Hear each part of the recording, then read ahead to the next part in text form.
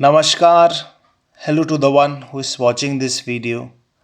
In this video, I will be showcasing one item from my collection. So let's start.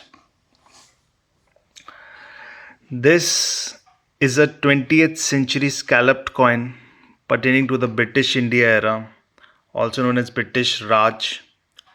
This coin was minted in the year 1942, which saw the launch of INA, Indian National Army, also known as Azad Hind Fauj. Now coming to the coin, the denomination of this coin is 1 Anna. The year is 1942. The material composition of this coin is nickel brass. It has 5 languages embossed on it. Within the floral pattern you can see English. At the top left you can see Urdu. Top right it is Telugu. Bottom right it is Bengali. And bottom left it is Hindi, also known as Devanagari.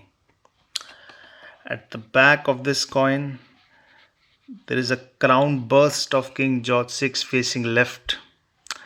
His regime saw the launch of Quit India movement, which demanded an end to British rule in India.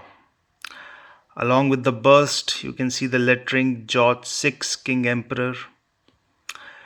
The engraver of this coin is Mr. Percy Metcalfe. That's it for this video. Thank you for watching it.